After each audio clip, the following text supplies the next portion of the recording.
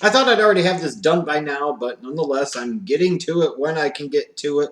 Thanks to all of you that tweeted your questions for this sports and politics Q&A. I don't know what the questions are. I'm just going to scroll through the old Twitter device on the mini Schleg Daddy 6000 tablet here, and let's see what we got. We'll start off with Gamer Girl, who asked, would you feel nervous if the Cubs faced the Indians in the World Series? And the answer is, quite frankly, yes.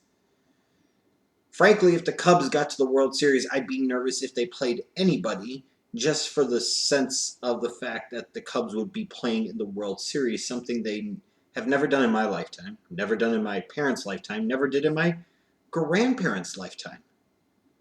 To put 1908 into context, none of my grandparents, who are all long since dead and gone for over 20, 30, 40 years now, were not alive to see the Cubs last win a World Series. But between the Indians and the Blue Jays, the Indians scare me a whole lot more.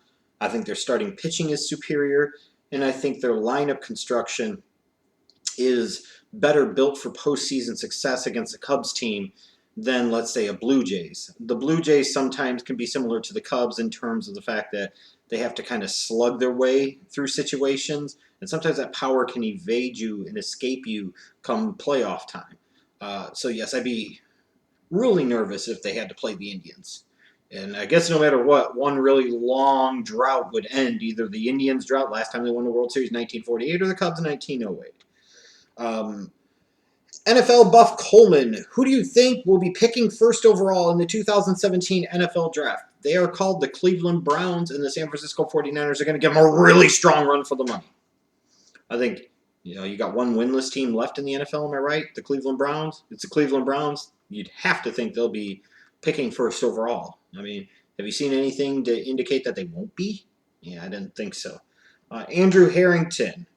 Who do you think will win the crappy AFC South? I personally think it'll be Houston. At this particular moment in time, you nailed it on the head in terms of it being a crappy division. The weird and scary thing about it is technically none of those teams are out of the race yet because that division is so bad. Its first team to 8 wins wins that division. It probably is the Houston Texans right now, but the Colts have a chance still. The Jaguars have a chance, especially if they pick up some momentum and play a little better. And, you might laugh at me, but that division's so bad, the Titans aren't out of it at this point. I think the Houston Texans have to be the favorite right now, especially after just doing what they did to the Colts on Sunday night in that embarrassing choke job by the Colts.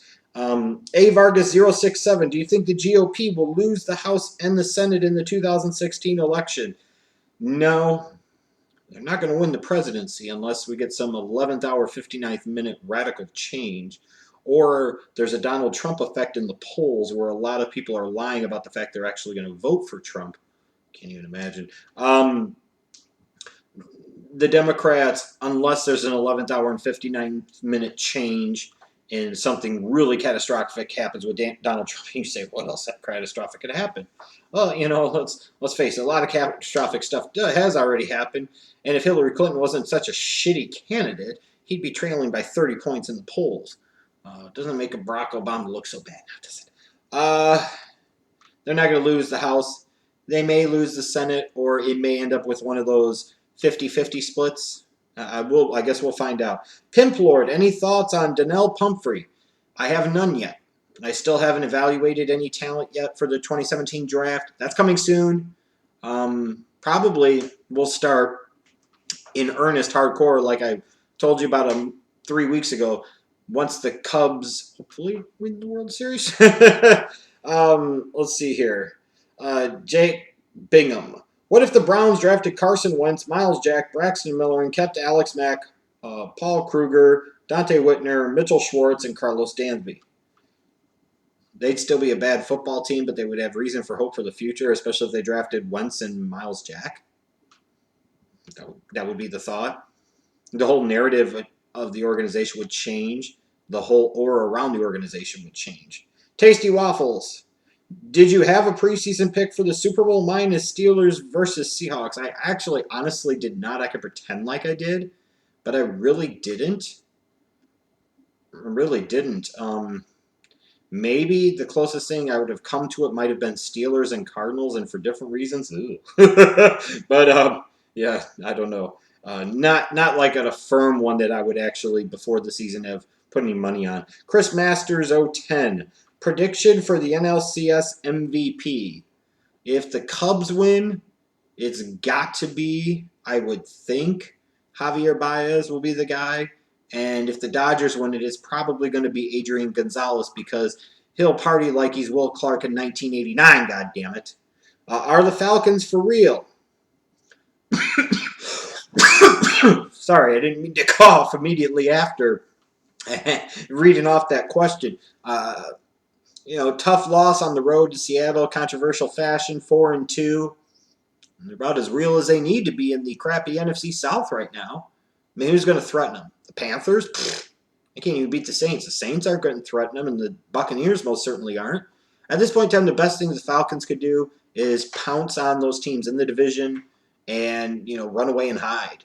Build up that lead so that way nobody can come back on you. But yes, for right now, I think they're real. I don't know how real they are come playoff time, but they're real enough for sure to win their division by several games. Let's see here. Alex Shirley 10. What's more likely to happen? The Cleveland Browns or skid mark signing Jay Cutler or Colin Kaepernick? We know what's happening. There is a very, very large part of me that really, really thinks it would be the most incredibly awesome thing if the Cleveland skid mark signed Jay Cutler. I mean, to be fair, if we want to shit on the Cleveland Browns, at least when the Cleveland Browns make their mistakes in a couple of years, they're trying something different. The Chicago Bears sunk 8 seasons into fucking dumb Dick Cutler. So who's the shitty organization again? Who's your best receiver prospect in next year's draft? Mine is Corey Davis and Mike Williams. Corey Davis is up there. But again, I haven't made a final determination of that and won't for quite a while now. Mike Williams demonstrates elements at Clemson that he could be absolutely unguardable by quicker corners, by bigger corners. It doesn't matter. He can seem to get open on all of them. But you've got that neck injury that's going to be a potential red flag for some teams, and he sometimes has hands of bricks. So that's my observations on him so far. But again, I'm not in a position where I could sit there and say, A, this is the best receiver, or B, this is the best receiver. And then his last question is Mike McCarthy's play calling the problem for the Packers and the reason Aaron Rodgers hasn't been the same QB this year? No, I don't think so. I think even with Jordy Nelson returning, one of the major problems is that offense just lacks explosiveness and balance. Now, they've lacked balance for years, but they had the explosiveness in terms of big down-the-field plays to be able to in part compensate for that. But they don't have that. Cobb does not look as explosive as he did maybe 2 or 3 years ago, and most certainly Jordy Nelson's not going to be coming off of his ACL injury. The biggest problem for that offense, I mean, we could talk maybe about the offensive line, some of the decisions that Rodgers makes, but the simple fact of the matter is they just don't have the same big play element and explosiveness that they once did, and that's really hurt them. Enrique9604, what are your thoughts on Ryan Grigson's comments about Luck's contract affecting the way he builds the defense or lack thereof? That sounds like a pretty pathetic excuse. Sounds like a pretty big duck and dodge from your shitty drafting and poor decisions via free agency. Sure, having to devote that much of your salary cap space to one player is not the most ideal situation, but you have to do it in that case.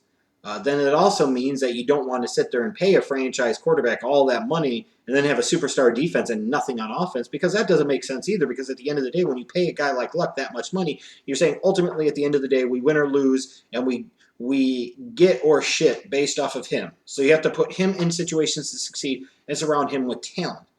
But what's really bad about it is we can talk about the defense and how bad the Colts defense is, and frankly, the Colts defense is bad. It's terrible. That offense isn't great either. Frank Gore is okay in doses, but just okay. That offensive line at times still can struggle a little bit. A wide receiving core, yeah, Moncrief's out with the shoulder injury, but Dorsett, unfortunately, for some reason, really hasn't shown much of anything. You've pretty much got T.Y. Hilton. They let Fleener go in free agency, and, maybe Allen and Doyle have one good game every 3 or 4 games, and that's it. They got issues on both sides of the ball. So I would almost say if he said it's a little bit harder to build a team around Luck with Luck's contract and say the entire team, I'd agree with that a little bit more than just the defense. But in general, it's still just a bad dodge and duck. It is. You know, if you know what the fuck you're doing, you could find 10 undrafted players that make your roster every year. And I mean that. But you got to know what the fuck you're doing. And Ryan Grigson doesn't know what the fuck he's doing. Vincent Lospino 2. Do you think the Chargers will move to LA and or the Raiders will move to Las Vegas? In terms of Mark Davis, I think he's done a tremendous job in terms of gaining leverage. Now the key is, will he be able to maintain leverage and create a war between Las Vegas and Oakland? Only time will tell. I think they're in a better position, especially with the current state of the roster, with Derek Carr and Amari Cooper and Khalil Mack and Carl Joseph and so on going forward in the future. You know, the Raiders are going to be a more appealing entity than a San Diego Chargers team that finds ways to lose football games they should win with an aging on the decline Phillip Rivers. You know, and some of the stupid shit that organization does, you know, could you imagine why would a city want to take them in? I think it's more likely at this point in time that the Raiders end up in Vegas than the Chargers in LA. I think there's a chance San Diego ends up keeping the Chargers. The Raiders could end up staying in Oakland. The Raiders could end up going to LA. I think the Raiders are in a position now where they want to be the only show in town. And, you know, even part of the problem for them is even if they stay in Oakland, you still got the San Francisco 49ers right across the bay in San Francisco. I think the Raiders want to be in a market where they can be the ones, and you can't find a much better fit to me than the Oakland Raiders in Las Vegas, Nevada. It just seems perfect. If it's not LA, it's got to be Las Vegas. And now that the Rams are in Los Angeles, you know, Las Vegas is not a small market. There's an appeal there. I think they've got to go there. Let's see here. And then how come you barely talk about hockey or the Blackhawks? I mean, I've been a Blackhawks fan going back to when I was a kid. I don't love hockey that much, and I don't have enough of a passion about it, honestly, to be that incredibly knowledgeable about it to where I'd feel comfortable coming on here and doing videos on the subject and wanting people to believe that I actually might have an idea of knowing what the fuck I'm talking about. Hockey to me is a game that is best enjoyed in somewhat small doses.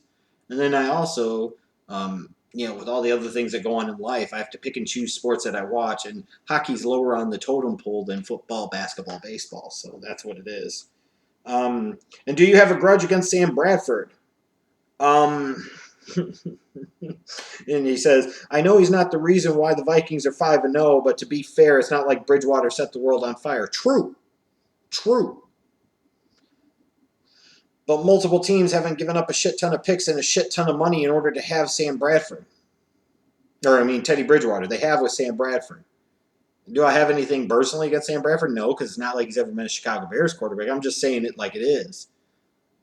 The guy's not good enough. Keep believing that shit with Minnesota. In theory, then get all the way to the fucking Super Bowl. Eventually, Sam Bradford will show you his true stripes, and then people will be wondering, oh, what the fuck happened? Well, I tried to tell you what the fuck was going to happen. Courage Wrestling, which teams do you think will make the college football playoff this year? I haven't watched much college football yet this year, so I couldn't give a shit. Let's see here. Harrison Lynn, which franchise has more bragging rights? The San Francisco 49ers or the Dallas Cowgirls? Really? I mean, we could call the 49ers the 69ers. We can call them the Twinkie Towns. I mean, do we really need to go with the Cowgirls crap? Whatever. Which franchise has more bragging rights? The correct answer is the Green Bay Packers because nobody's won more world championships. There. So neither one of those fucking teams. And that's about it. All right. So thanks to all you guys that tweeted out your questions. Like I said, I'll probably do another one of these in a week or two. I got some other videos coming up this week, so stay tuned.